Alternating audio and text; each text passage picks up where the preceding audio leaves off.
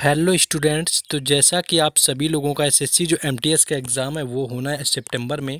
और इस वीडियो में आपको हम जीके जीएस से रिलेटेड एक टेस्ट करवाने वाले हैं, जिसका एक एक फैक्ट इतना महत्वपूर्ण होने वाला है कि उसको नोट करते हुए चलिए, डायरेक्ट आपको एग्ज़ाम में देखने को मिल जाएगा।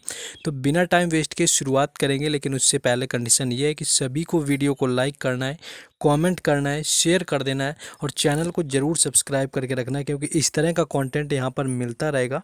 और जो लोग नए हैं उनके लिए बता दें कि एसएससी एमटीएस 2023 इम्पोर्टेंट क्लासेस के नाम से एक प्लेलिस्ट बना हुआ है, जिसमें इस तरह का पूरा कंटेंट वहाँ पर पड़ा हुआ है। चलिए क्वेश्चन में वापस आएंगे, अपने शुरुआत करेंगे।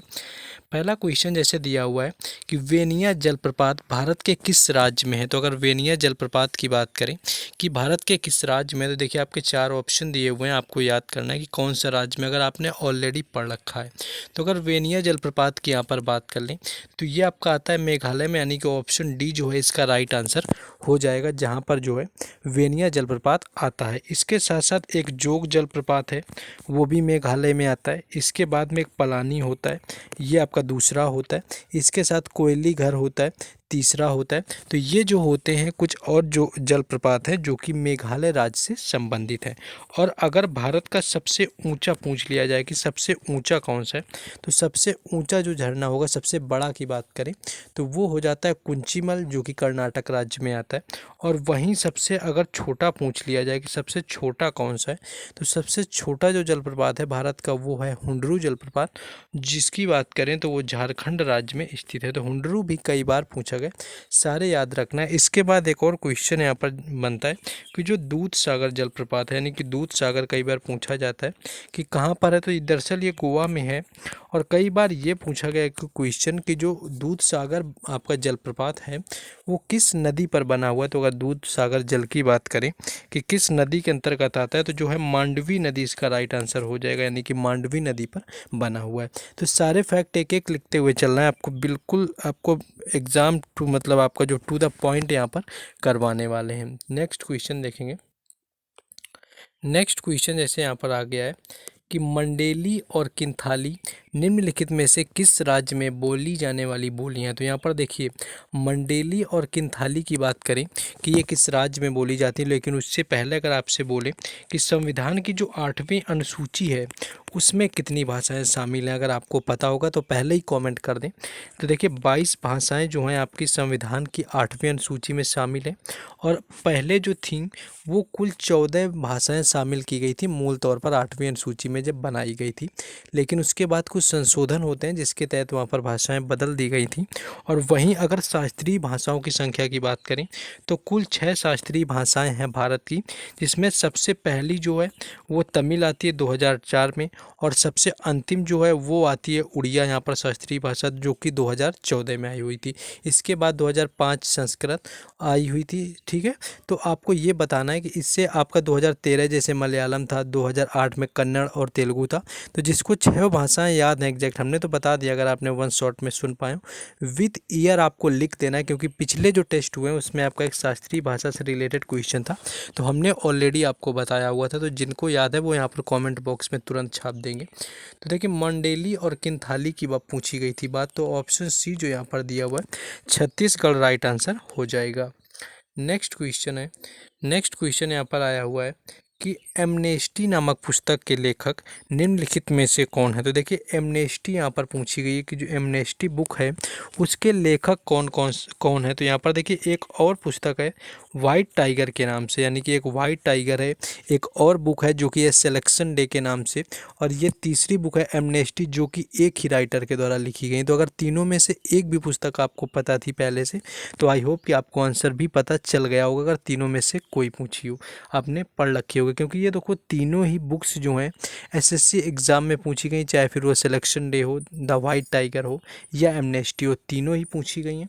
तो ऑप्शन जो बी यहाँ पर दिया हुआ है, यहाँ पर जो दिया हुआ है यहाँ पर option B Aravind Adiga right answer हो जाएगा। तो जिनको जो चीज़ें पहले से पता थी, यानी स्कोर कितना कर पाना है आपको लगता है क्वेश्चन आसान है, तो स्कोर बॉक्स कमेंट में कर देना है। कुल मिलाकर के आपको कमेंट जरूर करना है, कोई इमोजी बनाइए, कुछ भी आप लिखिए, आपको स्कोर बता देना है, किसी क्वेश्चन का आंसर बता देना है, कमेंट बॉक्स बस भरा रहना चाहिए। देखिए विलेज बॉय जो है अ सुटेबल बॉय जो एक नॉवेल थी वो लिखी गई विक्रम सेठ के द्वारा। इसके बाद अगर ये पूछा जाए अनसुटेबल बॉय कौन लिखा हुआ है, अनसुटेबल बॉय की बात करें तो वो करण जौहर की है।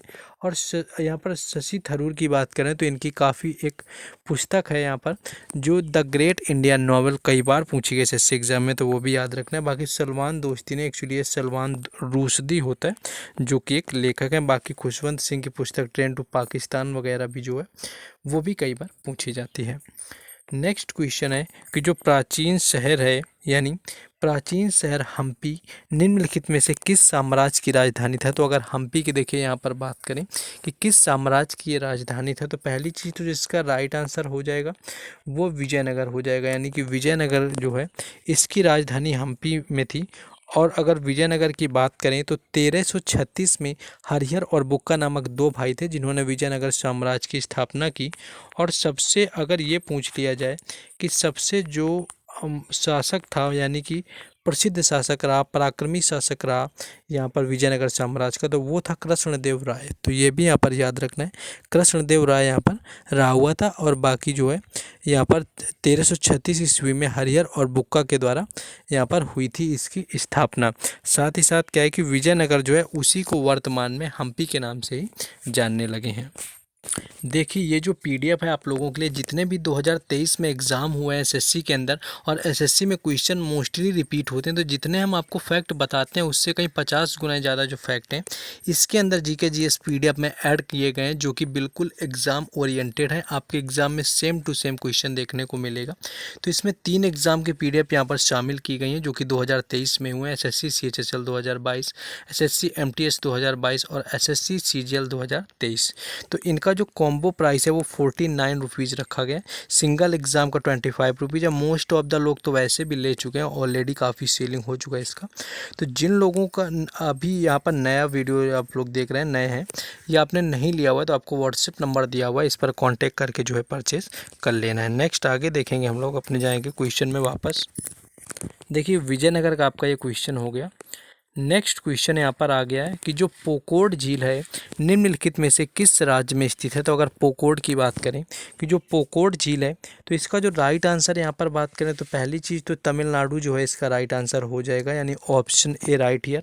इसके साथ साथ क्या है कि एक और आपको कल प्रैक्टिस सेट में कराई हुई थी, अगर आपको याद हो, वेम्बनाथ झील। देखिए वेम्बनाथ झील कल करवाई थी प्रैक्टिस सेट में, जिसने भी देखा होगा उसको पता होगा, और आपको पता है थोड़ा सा भी तो क्या करना है कमेंट बॉक्स में बता देना है। बाकी आपको अब हम बताते हैं कि देखिए जो वेम्बनाथ झील है वो केरल की झील है और भारत की सबसे आपकी लंबी मानी जाती है और केरल की सबसे बड़ी झील मानी जाती है। ठीक है, तो ये अगर पूरे भारत की सबसे लंबी पूछी जाए तो वो होती है यहाँ पर वेम्बनाथ झील, और सबसे बड़ी की अगर बात करी जाए तो वो पूरे केरल की सबसे बड़ी झील है।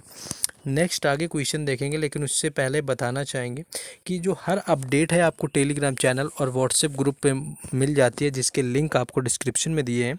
और साथ ही साथ एसएससी एमटीएस 2023 का एक अलग से जो है स्पेशल ग्रुप भी बना हुआ है, जिस पर भी जाकर के आप सभी लोगों को ऐड हो जाना है। क्योंकि देखिए जो लोग उस ग्रुप में हैं उनसे ही मोस्टली रिक्वेस्ट होती है कि अगर आप उस ग्रुप से आते हैं, 100+ लोग हैं वहाँ पर, तो आप लोगों को तो एटलीस्ट लाइक और कमेंट जरूर करना है, क्योंकि बेहतर से बेहतर कंटेंट देने का यहाँ पर प्रयास किया जा रहा है।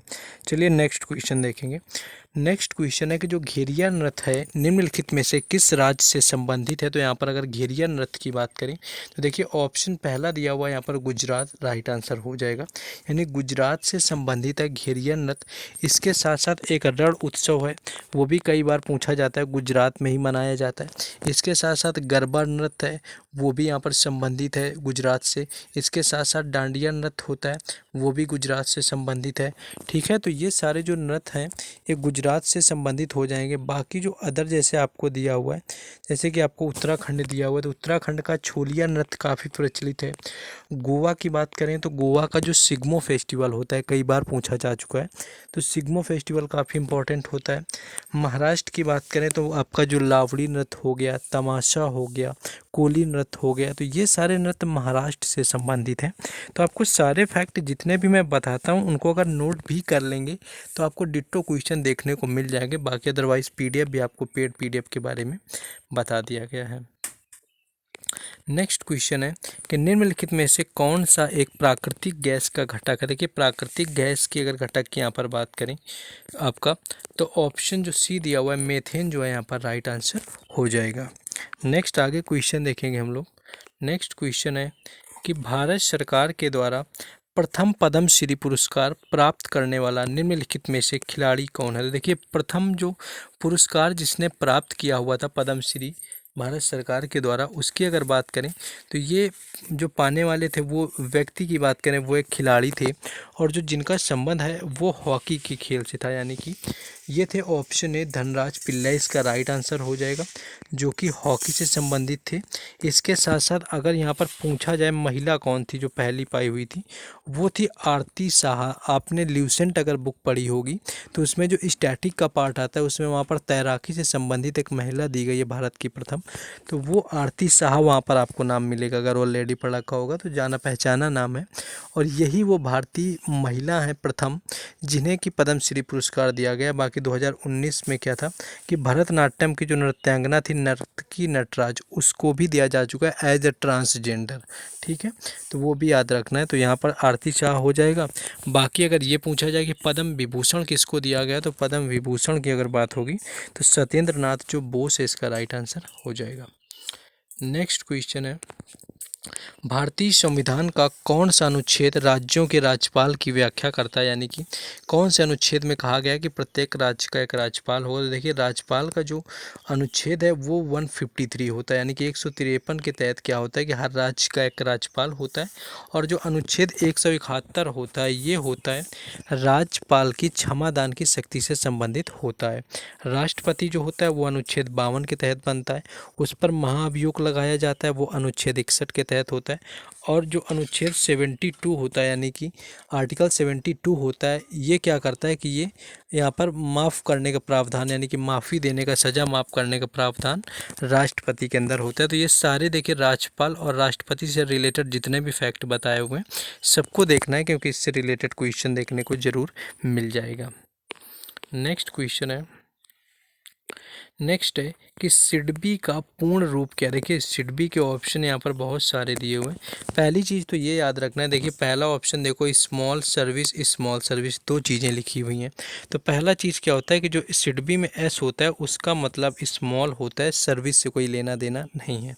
तो पहली चीज़ तो स्मॉल देख लेना है। दूसरा जो आपको आई दिया हुआ है उसका मतलब होता है इन्वेस्टमेंट। देखो बैंक है तो इन्वेस्टमेंट ही होगा, इंडस्ट्री तो होगा नहीं, क्योंकि इन्वेस्टमेंट आपका देखिए इंडस्ट्रीज दिया हुआ है तो इन्वेस्टमेंट होता है। ठीक है, बाकी आप मिला लीजिए। देखिए आपका स्मॉल तो रहना ही रहना है, इन्वेस्टमेंट भी रहना है, तो small investment bank of India, तो ऑप्शन ए राइट आंसर हो जाएगा। बाकी अगर बात करें सिडबी की इसकी स्थापना कब हुई थी या मुख्यालय कहाँ पर है, तो देखिए 2 अप्रैल 1990 को जो है सिडबी की स्थापना 1990 में होती है, और जो इसका मुख्यालय है वो उत्तर प्रदेश के राजधानी लखनऊ में आपका बनाया हुआ है। तो लखनऊ जो है इसका मुख्यालय हो जाएगा।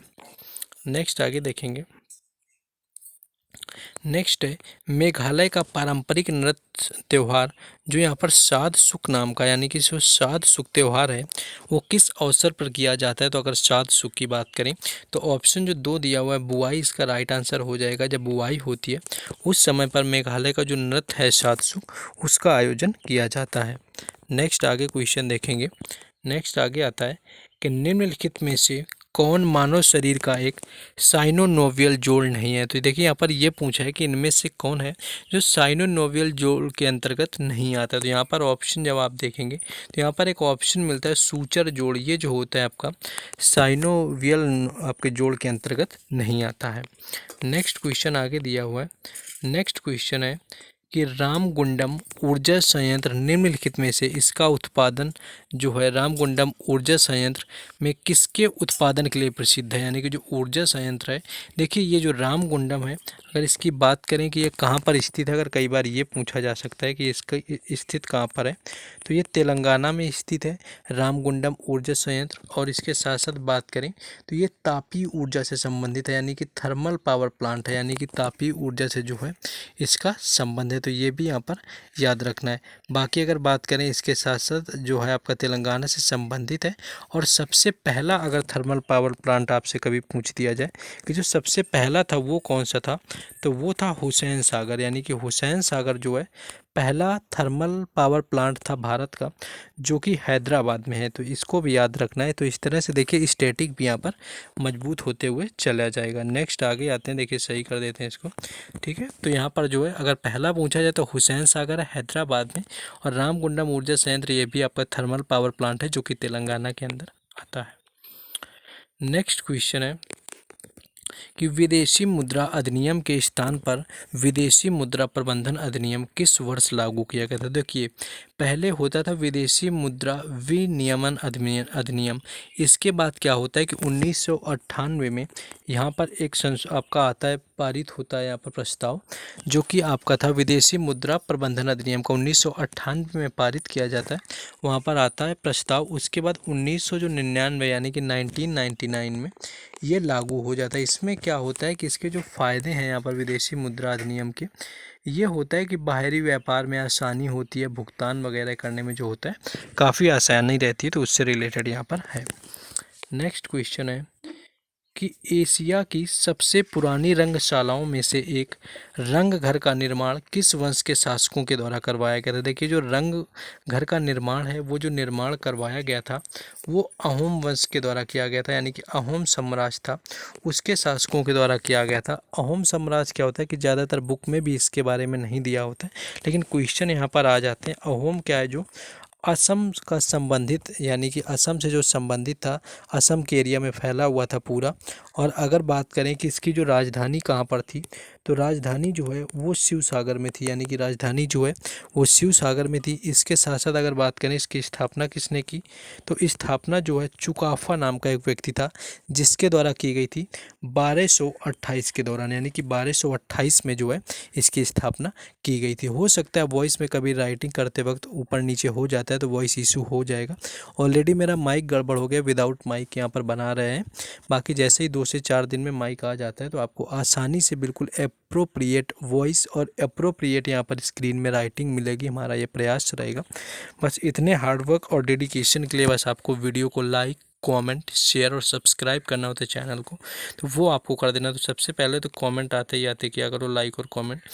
नेक्स्ट क्वेश्चन है कि ऑरेंज बॉल टूर्नामेंट 2008 में अंडर 18 का खिताब जीतने वाले प्रथम भारतीय कौन थे। देखिए जो ऑरेंज बॉल टूर्नामेंट था 2008 में शुरू होता है, जो कि जीतने वाले, अगर पहले भारतीय की बात की जाए कि पहले भारतीय कौन बने हुए थे, तो ये पहले भारतीय बने हुए थे यूकी भावरी, यानी कि यूकी भावरी जो है इसका राइट आंसर हो जाएगा, जो कि ऑरेंज बॉल टूर्नामेंट 2008 में जो थे अंडर 18 का खिताब जीतने वाले पहले भारतीय थे। अगर ये पूछा जाए कि जो ऑरेंज टूर्नामेंट होता है इसका संबंध किससे है, तो संबंध की बात करें तो ऑरेंज बॉल टूर्नामेंट यहाँ पर संबंधित होता है टेनिस से।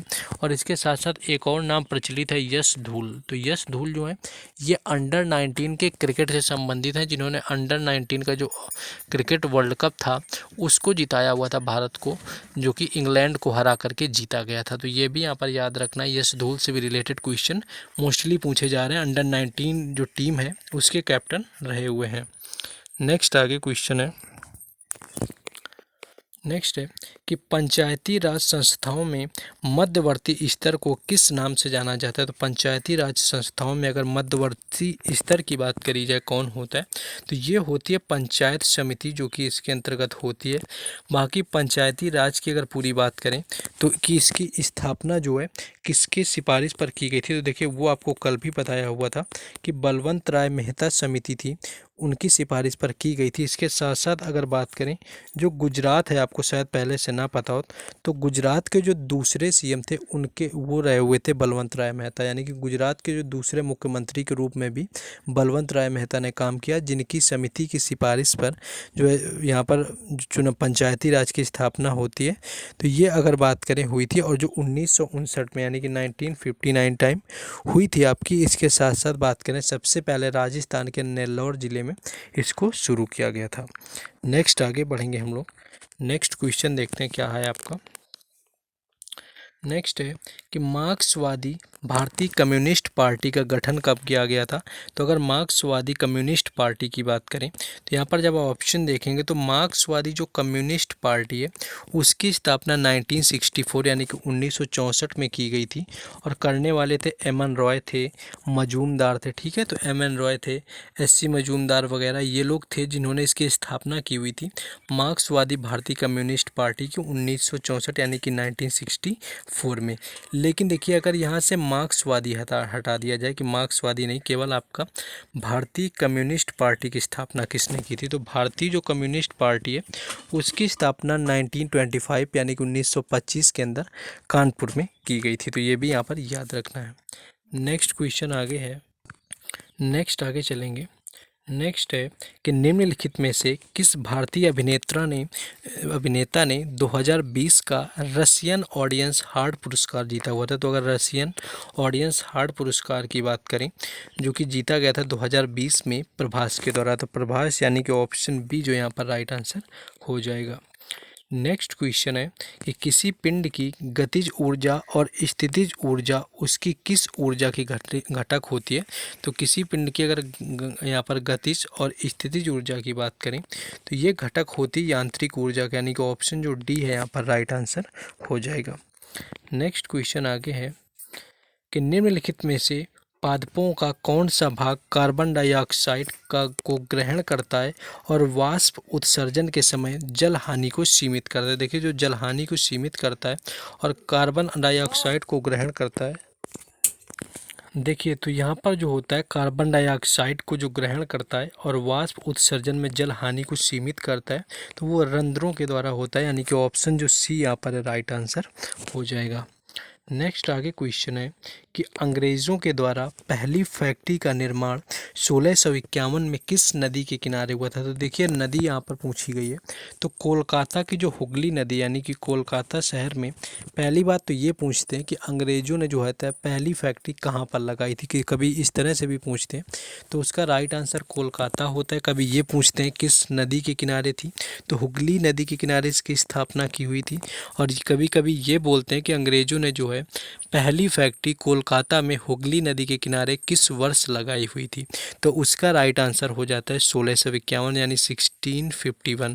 तो ये सारा रिलेटेड एक ही होता है, बस क्वेश्चन को 10 तरीके से यहाँ पर एसएससी के अंदर घुमा फिरा के पूछ लिया जाता है।